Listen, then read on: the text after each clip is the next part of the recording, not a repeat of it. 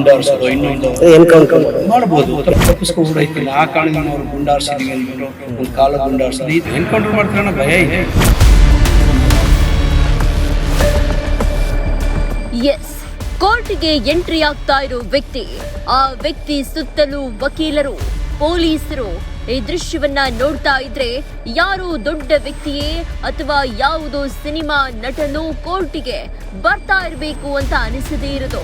ಹಾಗೆ ಇತ್ತು ಇದೇ ಈ ವ್ಯಕ್ತಿಯ ಗತ್ತು, ಗೈರತ್ತು.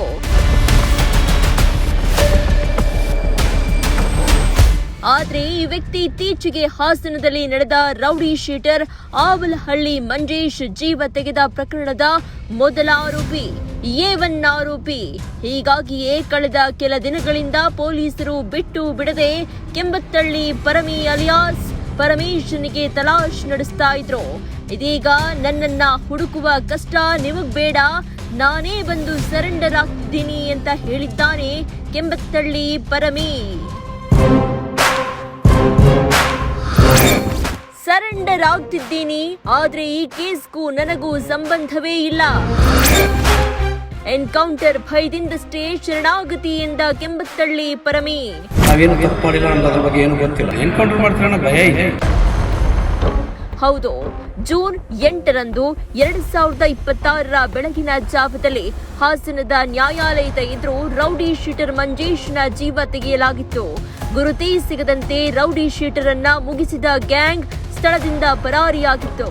ಆದರೆ ಪ್ರಕರಣದ ಜಾಡು ಹಿಡಿದ ಹಾಸನ ಪೊಲೀಸರು ಕ್ಷಿಪ್ರ ಕಾರ್ಯಾಚರಣೆಯಲ್ಲಿ 5ರನ್ನ ಬಂಧಿಸಿದ್ರೆ ಮತ್ತೈದು ಮಂದಿ ಮಾಧ್ಯಮದ ಬಳಿ ಬಂದು ಈ ಪ್ರಕರಣಕ್ಕೂ ನಮಗೂ ಸಂಬಂಧವೇ ಇಲ್ಲ, ಆದ್ರೂ ನಮ್ಮ ಹಿಂದೆ ಪೊಲೀಸರು ಬಿದ್ದಿದ್ದಾರೆ, ಹಾಗಾಗಿ ನಾವೇ ಹೋಗಿ ಪೊಲೀಸರಿಗೆ ಸರೆಂಡರ್ ಆಗ್ತಿದ್ದೀವಿ ಅಂತ ಹೇಳಿಕೆ ಕೊಟ್ಟು ಸರೆಂಡರ್ ಆಗಿದ್ರು. ಆದ್ರೂ ಪೊಲೀಸರು ಮತ್ತೊಬ್ಬನನ್ನ ಹುಡುಕ್ತಾ ಇದ್ರು. ಅದೇ ಈ ಕೆಂಬತ್ತಳ್ಳಿ ಪರಮಿ ಅಲಿಯಾಸ್ ಪರಮೇಶ್. ಈ ಹುಡುಕಾಟದಲ್ಲಿರುವ ಪೊಲೀಸರಿಗೆ ತೊಂದರೆ ಬೇಡ ಅಂತ ಕೆಂಬತ್ತಳ್ಳಿ ಪರಮಿ ಸರೆಂಡರ್ ಆಗಿದ್ದಾನೆ. ಮನೆಗೆ ಹೋಗಿ ಸರ್ಚ್ ಮಾಡ್ತಿದ್ದಾರೆ, ಹೆದರಿಸ್ತಾ ಇದ್ದಾರೆ. ತನಿಖೆ ಮಾಡಿ, ಆದ್ರೆ ಬಾಡಿ ಕ್ಯಾಮ್ರಾ ಹಾಕೊಂಡು ಮಾಡಿ. ಸಿಕ್ಕ ನಾವು ಎನ್ಕೌಂಟರ್ ಮಾಡ್ತೀವಿ ಅಂತ ಪೊಲೀಸರು ಹಲವಾರು ಕಡೆ ಹೇಳಿದ್ದಾರೆ. ಇದೇ ಪರಮೇಶ್ ಅವ್ರ ಮನೆಗೆ ಹೋಗಿ ಬಂದಿದ್ದಾರೆ, ನಿಮ್ಮ ಮಗ ಸಿಕ್ಕ ನಾವು ಎನ್ಕೌಂಟರ್ ಮಾಡ್ತೀವಿ, ಅವ್ರಿಗೆ ಬಾಡಿ ಕ್ಯಾಮ್ರಾ ಹಾಕಿ, ಯಾವುದೇ ಮಾಜರು ಎಲ್ಲಿ ಕರ್ಕೊಂಡ್ರಿ ಅವ್ರಿಗೆ ಬಾಡಿ ಕ್ಯಾಮ್ರಾ ಹಾಕಿ. ಎಸ್, ಸರೆಂಡರ್ ಮಾಡಿಸೋ ಮೊದಲು ಮಾಧ್ಯಮದ ಎದುರು ಮಾತನಾಡಿರೋ ವಕೀಲರು ಕೆಂಬತ್ತಳ್ಳಿ ಪರಮಿ ಬಗ್ಗೆ ಹೇಳಿಕೆ ಕೊಟ್ಟಿದ್ದಾರೆ. ನನ್ನ ಕಕ್ಷಿದಾರನಿಗೆ ಜೀವ ಭಯ ಇದೆ. ಮಂಜೇಶ್ ಪ್ರಕರಣಕ್ಕೂ ಕೆಂಬತ್ತಳ್ಳಿ ಪರಮಿಗೂ ಯಾವುದೇ ಸಂಬಂಧವೇ ಇಲ್ಲ. ಆದ್ರೂ ಪೊಲೀಸರು ಕಿರುಕುಳ ಕೊಟ್ಟಿದ್ದಾರೆ, ಪರಮಿ ಮನೆಗೆ ಹೋಗಿ ಹೆದರಿಸುತ್ತಿದ್ದಾರೆ. ಹಾಗಾಗಿ ನನ್ನ ಕಕ್ಷಿದಾರ ತನಿಖೆಗೆ ಸಿದ್ಧನಿದ್ದಾನೆ. ಆದ್ರೆ ಪೊಲೀಸರು ಬಾಡಿ ಕ್ಯಾಮ್ರಾ ಹಾಕೊಂಡು ತನಿಖೆ ಮಾಡಬೇಕು, ಇಲ್ಲದೇ ಇದ್ರೆ ತನಿಖೆ ಸಮಯದಲ್ಲೂ ಎನ್ಕೌಂಟರ್ ಮಾಡೋ ಭಯ ಇದೆ ಅಂತ ಹೇಳಿದ್ದಾರೆ. ಏನು ಈ ಪರಮೇಶ್ ಇದ್ದಾರೆ, ಪರಮೇಶ್ ಅಲಿಯಾಸ್ ಪರಮಿ ಅನ್ನೋರನ್ನ ಮುಖ್ಯ ಆರೋಪಿಯನ್ನಾಗಿ ಉದ್ದೇಶಪೂರ್ವಕವಾಗಿ ಪೊಲೀಸರು ಮುಖ್ಯ ಆರೋಪಿ ಅಂತ ಮಾಡಿ ಅವರ ಮನೆಗೆಲ್ಲ ಹೋಗಿ ಇವ್ರನ್ನೆಲ್ಲ ಸರ್ಚ್ ಮಾಡಿ ಎಲ್ಲ ಕಡೆ ಇವ್ರಿಗೆ ತೊಂದರೆ ಕೊಡ್ತಾವ್ರೆ. ಒಂದು ಗುಂಡಾರಿಸೋದು ಇನ್ನೊಂದು ಎನ್ಕೌಂಟರ್ ಮಾಡ್ಬೋದು. ತಪ್ಪಿಸ್ಕೊಬಿಡೈತಿಲ್ಲ ಆ ಕಾರಣದಿಂದ ಅವ್ರು ಗುಂಡಾರಿಸಿದೀವಿ ಅಂದ್ಬಿಟ್ಟು ಒಂದು ಕಾಲ ಗುಂಡಾರಿಸೋದು ಈ ಥರದ ಪ್ರಸಂಗವೆಲ್ಲ ಮಾಡ್ಬೋದು. ವಾರೆಂಟ್ ಬೇಸ್ ಮೇಲೆ ನಾವು ಈ ಕೋರ್ಟಲ್ಲಿ ಕಸ್ಟಡಿ ಕೋರ್ಟಲ್ಲಿ ಸರೆಂಡರ್ ಆಗ್ತಾ ಇದ್ದೀವಿ, ಈ ಕೇಸಲ್ಲಿ ಸರೆಂಡರ್ ಆಗ್ತಿದ್ದೀವಿ. ಮುಂದಿನ ದಿನಗಳಲ್ಲಿ ಇವ್ರನ್ನ ಯಾವುದೇ ಮಾಜರ್ಗೆ ಎಲ್ಲಿಗೆ ಕರ್ಕೊಂಡು ಹೋಗ್ಬೇಕಾದ್ರೂ ಬಾಡಿ ಕ್ಯಾಮ್ರಾ ಹಾಕಿ ಇವ್ರಿಗೆ ಮಾಡಿ ಅಂತ ನಾವು ಕೋರ್ಟಲ್ಲಿ ಕೇಳ್ಕೊತೀವಿ. ಸುಮ್ಮನೆ ಬೇಕು ಅಂತ ಹೊಂಟೋದ ಅದಕ್ಕೆ ತಪ್ಪಿಸ್ಕೊಳ್ಳೋಕ್ಕೋಸ್ಕರ ಇಲ್ಲ ನಮ್ಗೆ ಹೊಡೆಯೋಕ್ಕೆ ಬಂದ ನಮ್ಮ ಸೇಫ್ಗಾರ್ಡ್ ಮಾಡ್ಕೊಳ್ಳೋಕ್ಕೋಸ್ಕರ ನಾವು ಹೊಡೆದು ಇವ್ರು ಯಾರಿಗೂ ಪೊಲೀಸರು ಹೊಡೆಯೋರಲ್ಲ ಅಥವಾ ಹೊಡೆದು ತಪ್ಪಿಸ್ಕೊಂಡು ಓಡೋಗೋರು ಅಲ್ಲ. ಅವ್ರಿಗೆ ಬಾಡಿ ಕ್ಯಾಮ್ರಾ ಹಾಕಿ ಯಾವುದೇ ಮಾಜರು ಎಲ್ಲಿ ಕರ್ಕೊಂಡ್ರಿ ಅವ್ರಿಗೆ ಬಾಡಿ ಕ್ಯಾಮ್ರಾ ಹಾಕಿ ವಿಚಾರಣೆ ಮಾಡಬೇಕು ಅಂತ ಈ ಮೂಲಕ ಮನವಿ ಮಾಡ್ತಾರೆ. ಅವ್ರು ಸಿಕ್ಕ ನಾವು ಎನ್ಕೌಂಟರ್ ಮಾಡ್ತೀವಿ ಅಂತ ಪೊಲೀಸರು ಹಲವಾರು ಕಡೆ ಹೇಳಿದ್ದಾರೆ. ಇದೇ ಪರಮೇಶ್ ಅವ್ರ ಮನೆಗೆ ಹೋಗಿ ಬಂದಿದ್ದಾರೆ, ನಿಮ್ಮ ಮಗ ಸಿಕ್ಕ ನಾವು ಎನ್ಕೌಂಟರ್ ಮಾಡ್ತೀವಿ ಅಂತ. ಅದರಿಂದ ಭಯ ಇರುವ ಕಾರಣ ತುಂಬಾ ನಿಗರ್ತಾ ಇದೆಯಾ.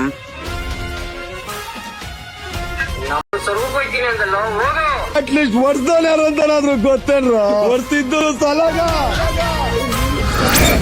ಮಂಜೇಶ್ ಜೀವ ತೆಗೆದಿದ್ದಕ್ಕೆ ಶುರುವಾಯಿತು ಕ್ರೆಡಿಟ್ ವಾರ್. ವರ್ಷಿದ್ದು ಸಲಾಗ. ವೈರಲ್ ಆಯ್ತು ರೌಡಿ ಶೀಟರ್ ನನ್ನ ಎತ್ತಿದ್ದು ಕಿಂಗ್ ಸಲಗ ಕಂಡ್ರೋ. ತುಂಬಾ ನಿಗರ್ತಾ ಇದೆಯಾ. ರೌಡಿ ಶೀಟರ್ ಆವಲಹಳ್ಳಿ ಮಂಜೇಶ್ನನ್ನ ಹಾಸನದಲ್ಲಿ ಸ್ಕೆಚ್ ಹಾಕಿ ಮುಗಿಸಲಾಗಿತ್ತು. ಗುರುತೇ ಸಿಗದಂತೆ ಮಂಜೇಶ್ನನ್ನ ಕೊಚ್ಚಿ ಬರ್ಬರವಾಗಿ ಅಂತಿಮ ವಿದಾಯ ಹೇಳಲಾಗಿತ್ತು.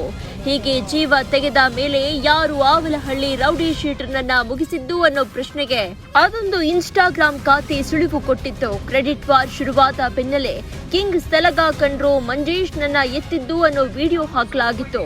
ಈ ವಿಡಿಯೋ ಸದ್ದು ಆಗ್ತಾ ಇರುವಾಗಲೇ 10 ಮಂದಿಯನ್ನ ಅರೆಸ್ಟ್ ಮಾಡಲಾಯಿತು.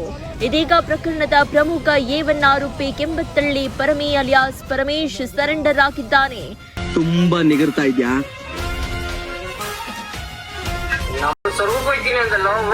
ಅಟ್ಲೀಸ್ಟ್ ವರ್ಷದವನ್ ಯಾರು ಅಂತನಾದ್ರೂ ಗೊತ್ತೇನ್ರ? ವರ್ಷಿದ್ದು ಸಲಾಗ